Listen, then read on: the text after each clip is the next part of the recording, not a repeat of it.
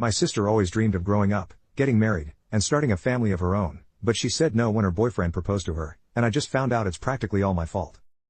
I'm a disabled 21-year-old male. I live with my older sister who's 27. I've been a paraplegic since I was a kid as a result of an accident. Our remaining parent, our dad, is pretty old and sick. He's in an old folks' home. My sister takes me to see him occasionally. My sister is pretty much my full-time carer. She has her own job which she works to support both of us, and when she's not on her job, she's usually taking care of me. She's had a very serious boyfriend for 9 years. They've been in a relationship since she was 18. It's always been a very serious relationship as far as I can tell. He's a really good guy and he's always been nice to me. He also hasn't shied away from offering financial help once in a while. I know my sister has always dreamt of marriage.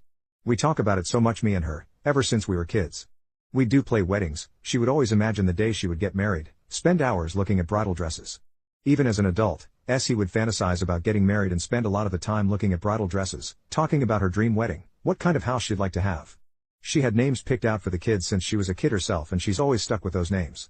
So yeah, she's always dreamed of getting married and having a family for a long time. Her current boyfriend has been with her for so long and has been so good to her, I figured he would always be the one to marry her. And I'd be happy for her. Finally she'd have someone to take care of her instead of her having to take care of me all the time. Well, that all came crumbling down. She returned home one day a complete mess, crying and pouring her eyes out all over the place. She told me they'd broken up, it was over. She was so sad, oh so sad, it was heartbreaking to see. It was like a dagger in my heart to see her crying and upset like that, and I felt so useless cause all I could offer were meaningless words. She wouldn't tell me why. I figured she just didn't want to talk about it. After a few days, she still didn't want to talk about. She was still incredibly upset, crying a lot. I told her I'm her brother. I may be physically disabled, but my heart and mind still work perfectly. She can talk to me about anything. Very reluctantly and with pushing, she opened up about it. She told me her boyfriend had proposed to her. I told her that's excellent. Why did they break up? She had always wanted to get married and had been waiting years for this. She told me they had talked about it, and her boyfriend wanted her to move in with him. They would find a separate carer for me to look after. They would still see me occasionally, but I would not visit them and my sister would no longer be my carer at all. My sister told me she couldn't accept that, and that was the offer on the table as her boyfriend wanted it. She said she couldn't accept it, they couldn't reconcile their different wants, and they broke up. I told her she's crazy, she should have chosen her boyfriend. I know she loved him so much and he was crazy about her. She should have gone and gotten married. She can stay tied to me forever. She should live her own life and have her own family. She was still crying heavily, and she told me she realized that she would never be able to have that. All that stuff she wanted as a kid, to be a bride, have a wedding, have a family, none of it would ever happen. She would be taking care of me forever. I insisted to her, telling her she didn't need to take care of me forever, she should live her own life. She said no, that's what she wants, that's the way it has to be. She would have it no other way. When I kept insisting, she said no, that's it, she's in charge, she makes her own life decisions and I should stop telling her how to live her life. She got angry at me and I quickly apologized. She said it's okay, but I could tell she was really upset and in a bad mood. Why is she doing this to herself? I don't understand. Doesn't she see that I don't want her to sacrifice herself like this? Why did she just give up her boyfriend of 9 years like that? She loved him so much and he loved her, so why did she just push him away like that? Why is she hurting herself like that? I don't want her to be hurting herself just for my sake. I never asked her to make this sacrifice of herself. I told her I wouldn't mind getting another carer for me. She said no, it's her, it has to be her, it's her job, it's her duty to me and to our family. She has to take care of me always. She wouldn't have it any other way no matter how much I tried to reason. I hate myself so much right now.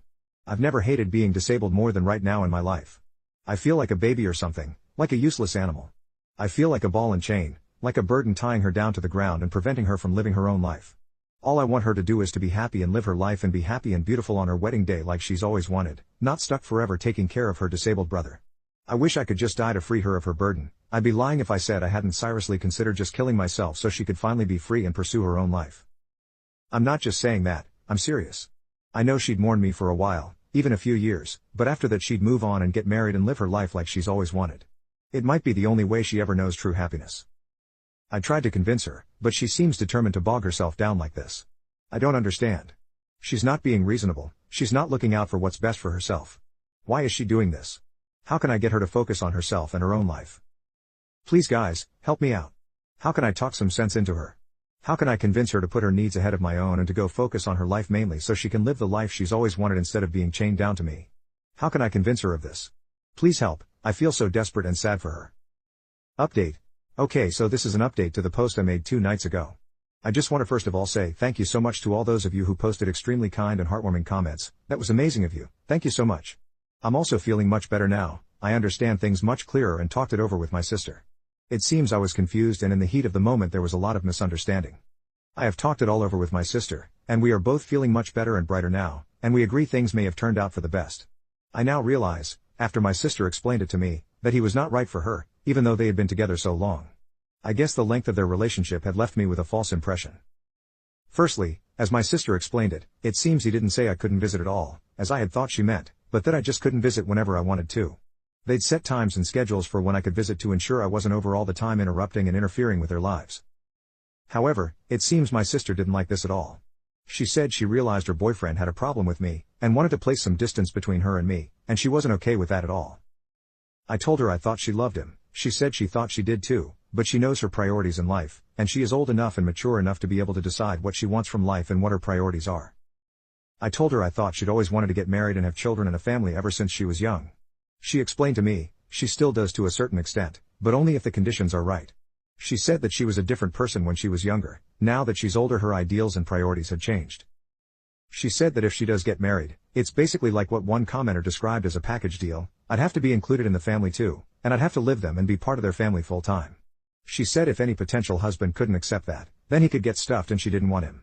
That's basically what she thinks of her now ex-boyfriend, and she said she feels much more positive about her future now that he's gone.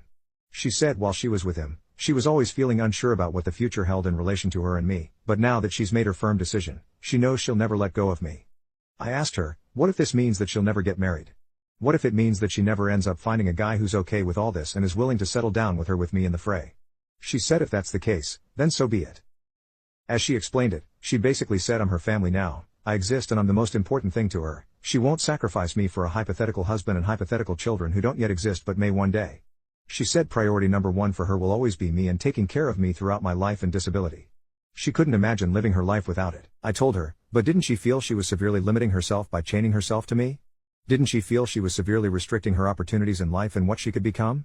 She explained that her years with me and taking care of me had helped form part of her identity. Taking care of me now is part of her identity and character. It's one of the things she lives for. I found that amazing, but she said she could have it no other way. I provide to her just as much as she provides to me, she said, and perhaps even more. I told her she was exaggerating but she insisted it was absolutely true. She explained how the mere fact of her looking after me, and her taking care of me, day in, day out, brings so much joy and happiness to her life, she doesn't know how she could ever live without it, and to her it's so much more important than the possibility of having a husband or children. I found it difficult to wrap my head around that. I joke that I really can't imagine that it's always that fun, especially when she's, say, wiping my butt or something. She just laughed and explained how sometimes something that can superficially seem gross, disgusting or painful can still be beautiful and cherished when you look at the love involved. She used the example of a mother giving birth. After 9 months of sickness and swollen body, she has her body ripped open, there's blood everywhere, screaming and crying, and it's the most intense physical pain of her life. But at the end of it all, it's still beautiful because it's an act of love and she endures all that pain to bring to life someone whom she will love forever. So yes, even acts like wiping my butt, as gross and disgusting as it may seem to some, is in of itself an act of love and an example of how much she, as a sister, cherishes me as her brother, and the lengths she will go to as a result of that relationship. And that, I think, is beautiful and true love. So now I have a completely new outlook on her and our life. It's much more positive and I no longer see myself as a burden or a chain. She helped me realize my own self-worth and value. I'm not just some disabled guy in a wheelchair that needs help. I'm a brother and I provide love, friendship and value to this amazing, beautiful, kind-hearted woman I am so proud to call my sister. I no longer have any thoughts about ending life at all, because I realize how much I am worth to her and how much I mean to her, and how much it would hurt her if I do that, and I could never bear to do that. So I just thought I'd share that update with you all. After all those incredibly warm and supportive comments you gave me were so uplifting. I can honestly say, even though I may be physically disabled, I consider myself to have this amazing gift because I'm blessed with love, and this love is the most amazing thing in the world. I can't imagine living without it. Thank you all so very, very much.